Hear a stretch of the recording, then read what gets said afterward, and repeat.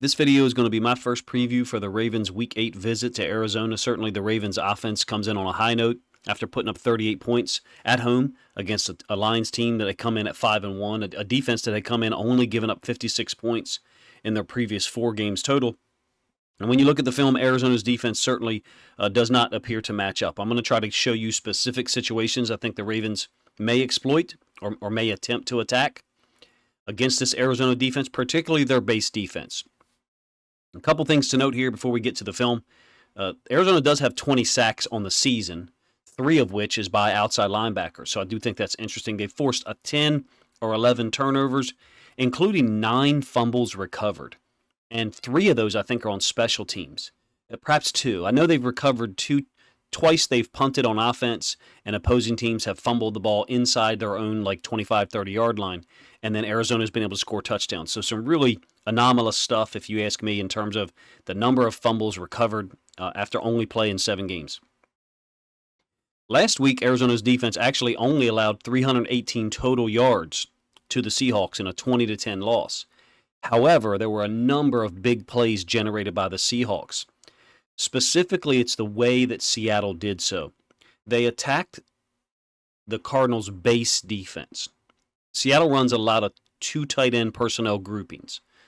12 personnel, maybe some 22, but I saw a lot of 12 personnel. Arizona matched that with their base defense. And what I'm going to go through here first in the film is how the Ravens have been doing that a lot recently, especially against the Titans and the Lions, using their base defense to attack with the pass. Using personnel groupings that get the other team's base defense out and then attacks them with the pass. Almost like a sleight of hand. Let me show you heavy personnel groups and pass. Let me go 11 personnel, draw your nickel, and then run the football against that. And I'll give you a couple of examples of that as well, where the Ravens are going 20 personnel and doing the opposite, getting the nickel defense on the field and running against that. That's not a little bit of an oversimplification by me, but I think it's clearly going to be one of the strategies when you look at the film of the Ravens in recent weeks and Seattle against Arizona versus the previous 2 games I have film of, which was the Bengals and the Rams. Those 2 teams are almost exclusively 11 personnel. So it took me a couple of possessions watching Arizona versus Seattle to recognize that they were really having trouble matching up in their base defense, particularly against the pass. Let's get into some of the film from recent weeks. We know the Ravens attacked the Lions and the Titans with a lot of 21 and 22 personnel. And I shouldn't say a lot of, in certain situations. Here's 21 personnel. And there's not overusage of these groups, if you ask me. I feel like, and maybe this is just recency bias as a Ravens fan, I don't feel like Monken is switching personnel groups so often that it's detrimental to our execution, which I thought is what happened in previous years under Greg Roman. We were switching so much, there didn't seem to be continuity. This situation this year, if you ask me, appears to be perfectly generated from a standpoint of, let me get your base defense on the field and then to attack you how I want, because I know how you're going to line up. Now, when the nickel's on the field in a nickel defensive alignment, you pretty much know where he's going to be. He's going to be to the field, to the wide side of the field. But I thought that was a great play, a great call, I should say, when we were backed up from our own negative 8-yard line to get OBJ free on that over route. 4th possession, counter option, and you can see that we've got Ricard and Kolar on the field. So 21 personnel because Gus is behind Lamar. This is the counter option to the boundary. Whether the base defense or nickel is on the field or not, running this to the boundary, you're going to avoid the nickel defender. Detroit's got this really unique alignment by their linebackers, staggered, and then additionally the strong safety, Tracy Walker, is going to fly out of there pre-snap. So kind of opens them up in terms of isolating Aiden Hutchinson to the boundary. He's either got to take Gus on the read or Lamar. Lamar keeps it, 9-yard gain off to the right-hand side, getting us rolling on the 4th possession. Week 6 against the Titans, 22 personnel. You can see Ricard in the backfield very clearly. Andrews and Kolar are on. Kolar's been used in specific situations as a blocker, it seems like. The previous 2 that I showed you against against the Lions, he was used as a run blocker on an arc release. And then here he is used in pass pro, play action out of the eye, into the boundary. Very similar concepts to this one right here have been used against this Cardinals defense. It's just been run by wide receivers, particularly JSN. JSN gave them real issues, I thought, in Week 7, off of the Seattle's left side of the offense or Arizona's right side of the defense. Zay Flowers' first touchdown against the Titans 2 weeks ago. 21 personnel. Ricard in motion, little play action. Lamar is the one making the play here, obviously extending the play. Ronnie Stanley gets a little shot, folding back inside. But point is, we're getting base defensive looks from people when we put Ricard and one tight end on the field, or Ricard and two tight ends, 22 personnel. That's pretty standard. You would expect that. Some teams, however, have matched up differently. Tennessee, in this situation, early in the game,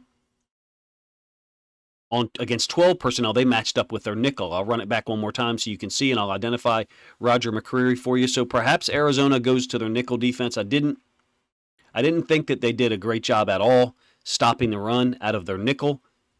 This is McCreary. That's one of their inside linebackers there. That's the other one. Kevin Byard, who's since been traded to the Eagles. 12 personnel by the Ravens, 22 personnel, 21 personnel. That'll be one of the first things I look for. See, what is Arizona's defense doing in terms of trying to match it? I thought they really struggled last week. 12 personnel, twin wing.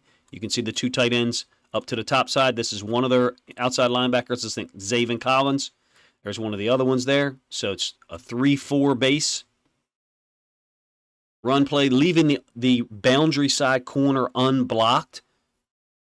Kenneth Walker III's a nasty talent at running back. I'm not saying that we necessarily have one of those, but I think Justice Hill and Gus have been playing pretty well recently. 12 personnel to me, and the reason why I showed you 12 personnel on the last play against the Titans, I want to see what Arizona does. Are they going to match with their nickel against Likely and Andrews, or are they going to go with their base, like you see here? Essentially, the Ravens, one thing to note, essentially the Ravens' 21 personnel with Ricard is another version of 12 because we use Ricard at tight end so often. So that's another variable for the defense to try to consider and how they match up. This is consecutive plays. You just saw a 25-yard run by Kenneth Walker, and now this is going to be, I think, JSN's first touchdown. Down here from the bottom of the screen, wide open against their base defense out of 12 personnel. Little play action. I feel like Kazire White, number 7, does a pretty decent job of getting out in pass drops at times. In this case, the Seahawks are using one of their tight ends as bait to hold the backside safety, so it's 87. He's holding this backside safety, and then JSN's going to bring his route underneath of the seam vertical by Tyler Lockett, and Budda Baker stays with that. Along with the corner, you can see both of those guys have gone with Tyler Lockett, and JSN wide open because they've isolated this backside safety, or they've held him with Fant. And now JSN is able to get open because Budda Baker went with Tyler Lockett. Consecutive plays, 25 yards, and then a 28, 29-yard touchdown. I thought JSN really gave them problems. This is Max Pro out of 12 personnel. There's a little out motion. You're going to see this route by JSN pretty much 2 plays in a row here. Really gives them trouble in front of their right safety, which I think is Budda Baker up to the top side of the screen, to the boundary. Safeties and corners go right and left for them. So somewhat similar to the previous one, except Lockett's getting an outside release, and then he's going to sit this down. JSN was on the outside. He's bringing his, and then he's going to sit it down near the top of the numbers. That's an area of the field that the Ravens have attacked. When I showed you that play action complete to Mark Andrews early in this video, that was the same route combination, being run by a tight end, obviously not a wide receiver. Similar route from the top side of the screen, again in front of Budda Baker, a little bit tighter coverage by the corners. Looks like man. And JSN's able to sit it down. He played great last week. I don't know if you guys watch all the other teams' games. I don't have time to, but JSN played fantastic, and watching the film kind of illustrated that. Seems like a perfect route or way for us to try to attack them with Zay Flowers, a guy who can get vertical, or even Rashad Bateman, and then bring it down. I'm not sure if you guys saw a couple of the routes that Bateman ran last week where he's pressing vertical and then bringing the route back, really creating a lot of space. Somewhat similar conceptually to this one, and then coming back to the football. Geno Smith's going to find the tight end here late, and this is one of the ones that I think really concerns me from a Cardinals perspective, trying to defend us. Yes, they do have 20 sacks, but Geno Smith's able to extend plays last week multiple times. Seattle did turn the football over 3 times. And look at all the different guys that are making big catches. And when I say big catches, I'm talking 15 yards plus. You had 2 from JSN. You had a big run from Kenneth Walker that I've shown you. Yes, I've cherry-picked these plays, but I picked these based upon the personnel grouping. 2 tight ends on the field, eliciting Arizona's base defense, which I just do not think looks like they're playing at an incredibly high level. Even though last week the overall numbers for Seattle, 318 total yards, is not a high number for a 60-minute football game, there was enough big plays generated that I feel like the Ravens are going to be able to recreate some of these situations. And by the way, Seattle's tight end situation is awesome, similar to ours. I would be remiss if I didn't mention this one. First of all, you do get a really nice pass drop by, I think it's Kazire White, number 7, and then an amazing throw by Geno Smith. I kind of wish I'd grabbed the end zone angle of this one. No, Fant, again, who's a underrated tight end, if you ask me. 13 personnel, You can see that they've got all 3 tight ends down here to the boundary. Base defense on the field for Arizona. Outside linebacker, 2 inside backers. So only 4 DBs, 3 interior linemen. Play action by Smith. A lot of time and just a brilliant throw. Like I said, I think it's a pretty good pass drop by 7. And then Budda Baker's following him from the other side. JSN was crossing Budda Baker's face, potentially open if the ball had been held more, but Budda Baker's breaking on the ball once he's seen it thrown. I think these are some of the situations the Ravens might go to, not 3, 4, 5 times on a drive, but once or twice a drive, 21 personnel, 22 personnel, and use that to draw out Arizona's base defense and then figure out which concepts they want to use to attack it. All right, let's check out some situations that I hope the Ravens can avoid in terms of being in that situation in the first place, 3rd and long, or at least 3rd and 6 plus, because these are some of the situations I believe the Cardinals have an advantage, not necessarily against the Ravens specifically, but based on the tape, based on the last 3 games. I've got film from the Bengals, Rams, and Seahawks, the previous 3 weeks, and on a lot of these 3rd downs where they've got 3 outside linebackers on the field, the Cardinals have done a nice job. Like I said, they have 20 sacks. Dennis Gardeck has 4. Zaven Collins has 3.5. And then Victor Dimukeji, who's a second-year player who's actually from Baltimore originally. I think he went to Boys Latin and then played at Duke. Duke's done a great job of recruiting the Baltimore, Delaware area in the last 3 or 4 years. He's got 3.5 sacks. Those 3 guys on the field at the same time is, to me, looks like more talent on the field for the Cardinals in terms of their ability to make plays, at least from the film that I watched. So we're going to show you 5 third down situations from the last 3 weeks. This is the second possession for the Bengals. It's a long drive. A 4-man rush gets to Burrow. Huge finish by Jonathan Ledbetter, a D tackle, after Burrow scrambles around. I mean, I thought he was really hurt on this one. You can see that Dennis Gardeck, again, trying to make sure I pronounce his name correctly, is a clean win off the top side against Orlando Brown. From this side, that's the first disruption point. Zaven Collins is not on the field here, by the way. It's Dimukeji and Gardeck. Those 2 guys are athletic, if you ask me, and they have great technique. I like the build on Dimukeji, to be honest with you. And then the finish here, I think, is explosive. Clearly, we don't want Lamar taking any of those hits. 3rd possession, very next possession, another 3rd down. Mug look by Arizona. So they've got 5, 6 guys up on the line of scrimmage, actually 7. A couple of guys dropping out. It turns into a stunt, and Dante Stills, a D tackle, ends up getting a sack. We've got 9 different guys with sacks on the season, and I have 6 sacks in the limited film that I have from the last 3 weeks. So it's a factor. Our offensive line's done a great job in pass pro, but you can see the stunt. Guys dropping out of here.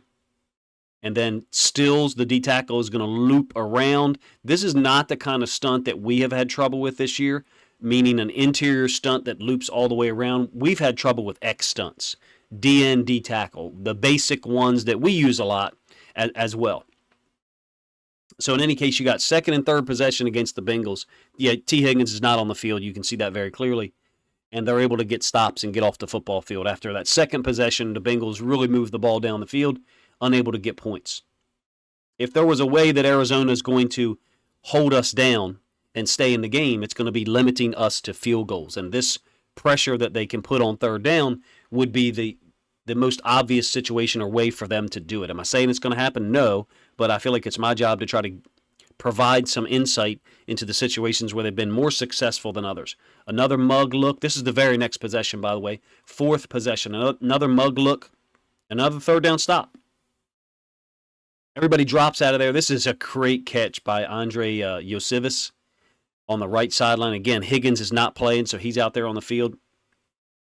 Ruled incomplete. Great throw by Burrow, but you can see that everybody's dropped out of here. Gardeck has dropped out of here. You got your 4 DBs in coverage, and then man up at the top side. Burrow puts it in the only place where his receiver can go get it. The guy makes a great catch, if you ask me. Just doesn't appear to get both feet in bounds. The next week, week 6, this is a 3rd and 6, I believe, against the Rams. Rams are obviously in a lot of 11 personnel for the whole game, but they're in 11 personnel on this play, obviously, because it's third down. And Arizona with their mug look again. I would expect to see this against us if we get into these 3rd and 6, 3rd and 7s. And it's a screen that Stafford is unable to get off. I think it's Gardeck at the top of the screen. Identifies it initially. Kind of gets in the window, but look, they get off the ball so fast that I think Stafford decides on the next mouse click here that he's not going to throw this screen out there to Cooper Kupp. It's basically a jailbreak screen, and I think Gardeck is the guy who's in the window. Nobody else is out there to defend Kupp coming back to the football. Was he able to get the football out here? I think you got a big play for the Rams with multiple lead blockers. I feel like Gardeck is the guy who seems to be the most experienced and the most aware out of those guys. Zaven Collins and D. Mukasey are both 24 years old. Last one, this is the very next possession, the 3rd possession for the Rams, 3rd and 6, and you've got all three of the outside linebackers that I'm mentioning on the field. This is a very nice job in pass coverage, if you ask me, by 7, Kazire White. Show him first time through or second time through. He's up at the line of scrimmage.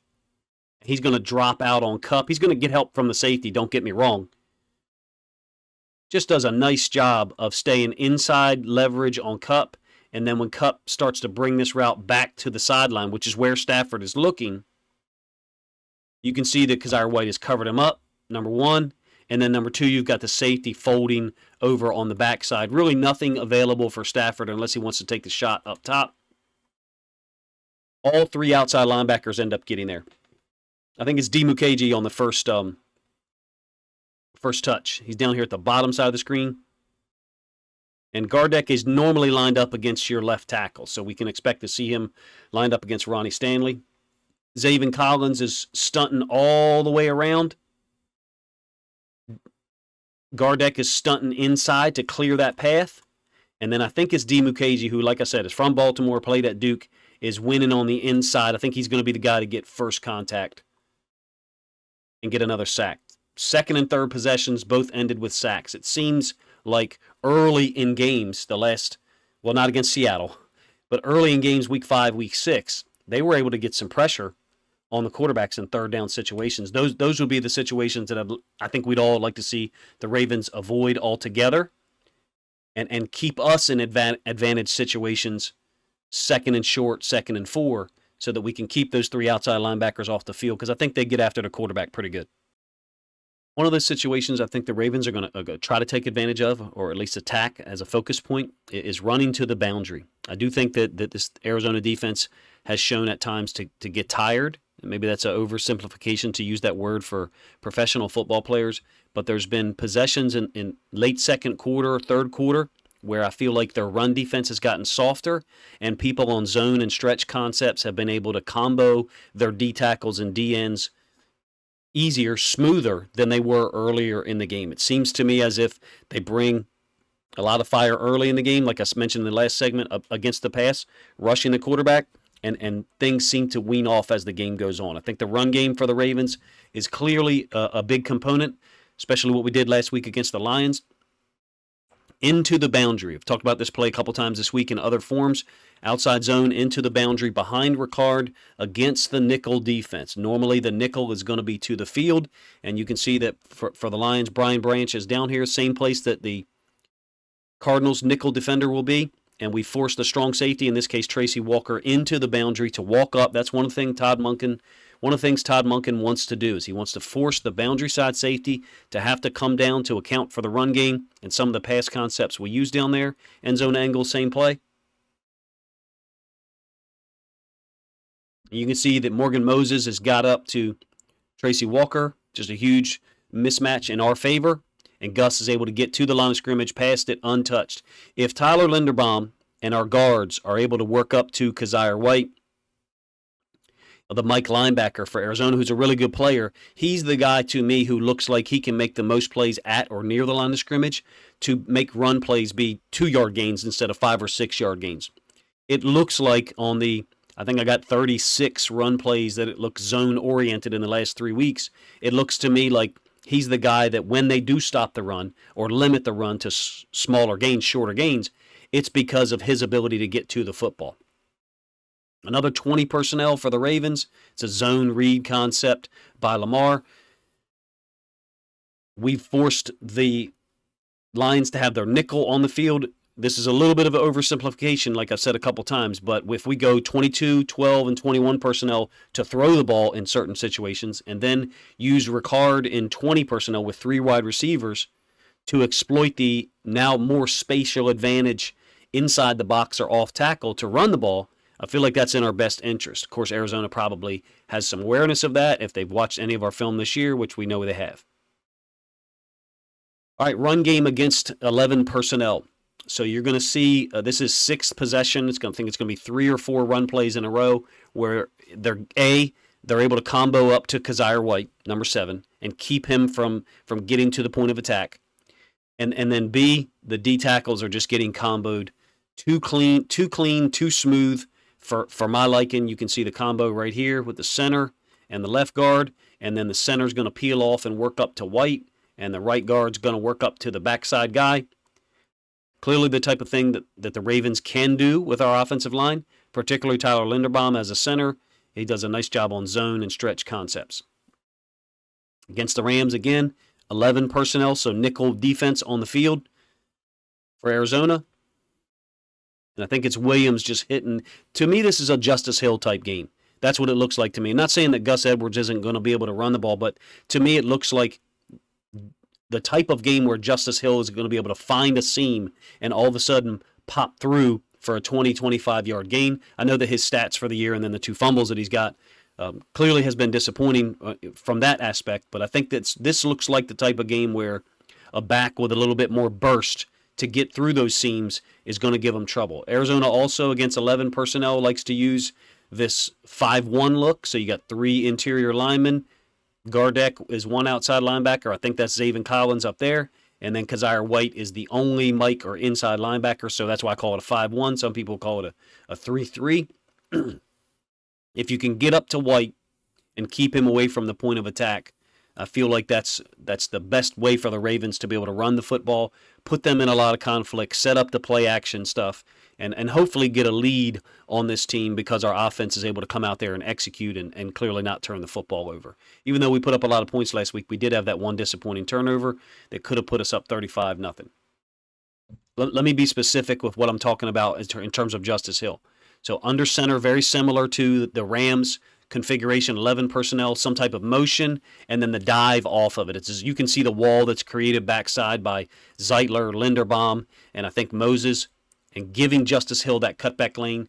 If we can give their inside linebackers something that they have to deal with, some contact, and then open up any kind of lane. I love this motion out of 11 personnel with Duve and or Zay Flowers, don't get me wrong, because it gets people moving to one side, pulls defenders out of the box or at least widens them up, creating those cutback lanes on the backside for guys like Justice Hill. Not that Gus can't cut things back, but I feel like Gus is more of a front side runner or a downhill cut, and Justice is a guy who can cut, who can bounce it, hit it downhill, or wind it back. Of course, we got to protect the football. We all understand that. You guys let me know what you think of the Cardinals defense. And then the last thing we'll take a look at is some of the pass schemes that the Ravens have used in recent weeks to really exploit defenses when they have their nickel personnel on the field. One element to the game that I think we haven't seen a ton of in recent weeks that could be utilized against this Arizona defense is the screen game. Arizona gets off the ball so quickly to attack the quarterback, particularly in some of these pass rush situations. I feel like the screen game is something that the Ravens have in our pocket that we've executed at times to great effect. Unfortunately, the biggest one against Cleveland in Week 4 was called back, and then a second biggest screen the ensuing week on the road in Pittsburgh was short-circuited by a fumble. But these are some of the things I think the Ravens may look to do to put the Arizona's defense off balance, because when they're in attack mode, that's when they're at their best. Am I saying that they're going to be able to get 2 or 3 sacks against Lamar Jackson? Well, no. But to offset the pass rush, to slow them down some, if you will, the screen game and the option game, I think, are ways that we can do that we can put some indecision in their mind, in their edge rushers, their D tackles' minds, particularly when they're trying to run stunts. Now, we're not going to be running the option on 3rd and 7, mind you, but getting screens to Justice Hill, screens to Zay Flowers, even though this one's a short game against the Colts at home in Week 3. Those are the types of things, if you ask me, that's going to put a little more indecision in their minds when they're lining up and they're going to attack mode.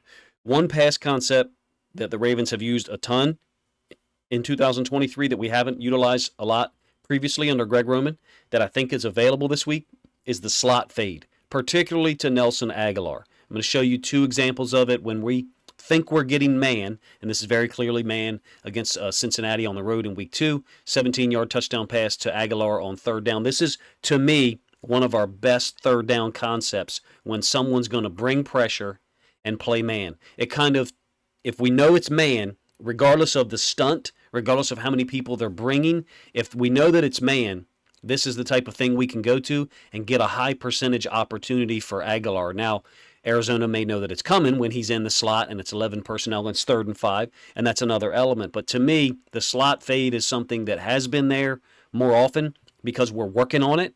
I think it was even talked about in training camp, and we have players with size and good hands like Nelson Aguilar to go ahead and go get the football in these situations. It's not that all of Arizona's corners or DBs are short or small. That's not the point. But we know who their nickel defender is going to be. We know where he'll be lined up when we go 11 personnel with Aguilar to the field with Andrews, like you see here, although the ball's technically in the middle of the field. We know where the matchup's going to be. So it's one of those situations I think that Monken can kind of predetermine 3rd and 4, 3rd and 5, 3rd and 6. If we think that we know they're going to play man, this route concept is one we can go to and get a high percentage opportunity for Aguilar. It's not like Lamar's only thrown them to Aguilar this year. Week 2 against Cincinnati, this one's incomplete. To Zay up top, I think there's an opportunity to get him to football. And I think there'll be more opportunities to get the football to guys in the slot, because once you get down to that 3rd, 4th best cover guy for opposing teams, when they have to match up against Flowers or Aguilar or even Bateman, it's a difficult proposition. Most teams don't have 2 really, really good cover guys. And when you get down to the 3rd or the 4th one, I think that the dynamic gets even more shifted in the offense's favor. The option game, I think, is something that could be used to slow these guys down, whether it's against their base defense, whether it's against their nickel defense, because it puts indecision in those edge defenders' minds. This is a 3rd down.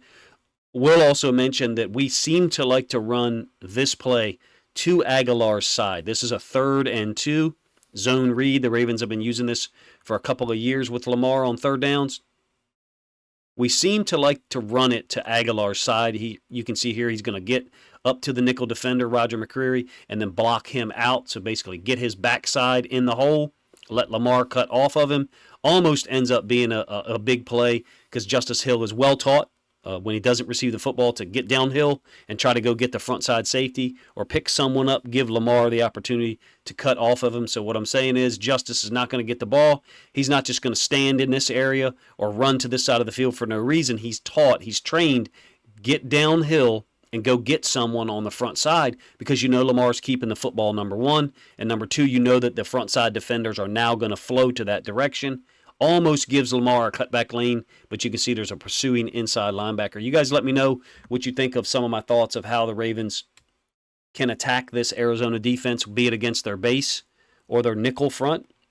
Our offensive line, to me, zone and stretch concepts look like a good idea this week, in my opinion, to combo up to those inside linebackers, keeping Kazir White with trash to deal with, keeping him with things in front of him to deal with is a good idea because the guy gets to the football. I think he has 50 or 60 tackles this year, and I really like some of the pass drops he takes.